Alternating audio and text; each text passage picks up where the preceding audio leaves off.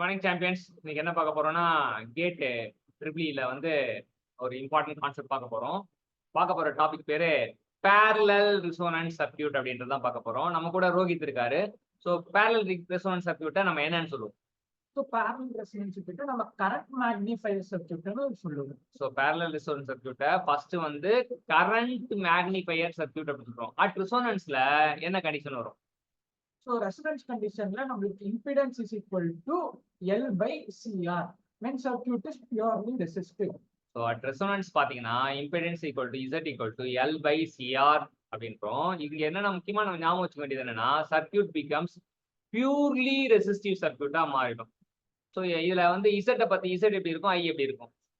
இதுல இசட் வந்து மேக்ஸிமம் ஆகும், கிடைக்கிற கரண்ட் வந்து மினிமம் ஆகும்.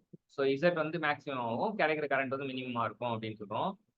பேரலல் ரெசோனன்ஸ் சர்க்யூட் எந்த மாதிரி பிஹேவ் பண்ணும்? ஸோ ரெசோனன்ஸ் பேரலலா இருக்கும்போது நம்மளுக்கு அந்த சர்க்யூட் வந்து பேண்ட் ஸ்டாப் ஃபில்டரா வேலை செய்யும். ஸோ பேரலல் ரெசோனன்ஸ் சர்க்யூட் வந்து எந்த மாதிரி பிஹேவ் பண்ணும்னா பேண்ட் ஸ்டாப் ஃபில்டரா நமக்கு பிஹேவ் பண்ண சொல்றோம். அட் ரெசோனன்ஸ் என்ன கண்டிஷன் சொல்றாங்க? ஸோ ரெசோனன்ஸ்ல இருக்கும்போது நம்மளுக்கு இண்டக்டர் கரண்ட் ஐஎல்லும் கெப்பாசிட்டர் கரண்ட் ஐசியும் ஈக்குவலா இருக்கும். ஐஎல்லும் ஐசியும் ஈக்குவலா இருக்கும் அப்படின்றது தான் வந்து அதோட மேக்னிட்யூட் வந்து ஈக்குவலா இருக்கும் அப்படின்றது ரெசோனன்ஸ் கண்டிஷன் அப்படின்னு தெரிஞ்சுக்கலாம். இப்போ ஐஎல்லோட வேல்யூ என்ன? So capacitor inductor current IL equal to V by omega L இல்லாட்டி IS by source current into resistance divided by omega L or Q naught ஐஎஸ்ன்னு சொன்னாங்க. Q நாட்ங்கிறது quality factor.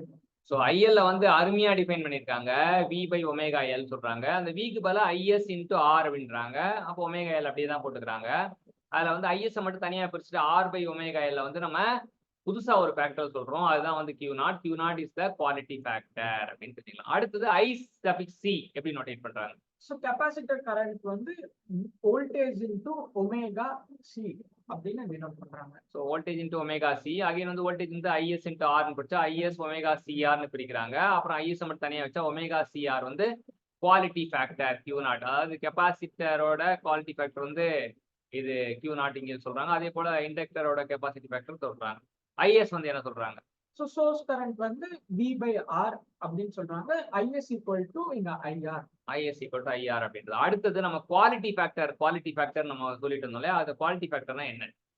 So quality factor Qனா 2π into maximum energy stored in the circuit divided by the total energy dissipated by the circuit. So quality factor என்னன்னா 2π times of maximum energy stored in the circuit divided by the total energy dissipated by the circuit தான் வந்து quality factor சொல்றாங்க. Q எப்படி மறுபடியும் நோட்டேட் பண்றாங்க?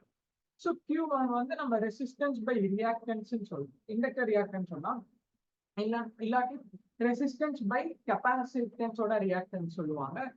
அதுவும் இல்லைன்னா omega CR which is equal to R into square root of capacitance by inductance C by 1. அந்த quality factor இது பண்ணும்போது R it is the ratio of R by X suffix L சொல்றாங்க. இல்லாட்டி it is also the ratio of R by X suffix C சொல்றாங்க.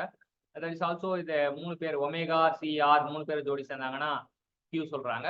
that is also equal to R square root of C by capacitance by inductance சொல்றாங்க. So இதான் வந்து quality ஃபேக்டரோட இது. நம்ம இப்போ என்ன தெரிஞ்சுக்கிட்டோம் அப்படின்னா, ஒரு பேரலல் ரெசோனன்ஸ் சர்க்யூட்டை பத்தி அது வந்து கரண்ட் மேக்னிஃபையர் சர்க்யூட் தெரிஞ்சுக்கிட்டோம். ரெசோனன்ஸ்ல என்ன கண்டிஷன் வரும், இசட் மேக்ஸிமமா இருக்கும், ஐ மினிமமா இருக்கும்னு பார்த்தோம். ரெசோனன்ஸ்ல ஐஎல்லும் ஐசி ஈக்குவலா இருக்கும். ஐஎலோட ஃபார்முலா பார்த்தோம், ஐசியோட ஃபார்முலா பார்த்தோம், ஐஎஸோட ஃபார்முலா பார்த்தோம். குவாலிட்டி ஃபேக்டர் என்னன்னு தெரிஞ்சுக்கிட்டோம். ஸோ இது எல்லாமே கற்றுக் கொடுத்த தம்பி ரோஹித்க்கு தேங்க்யூ சொல்லுவோம். Thank you champion.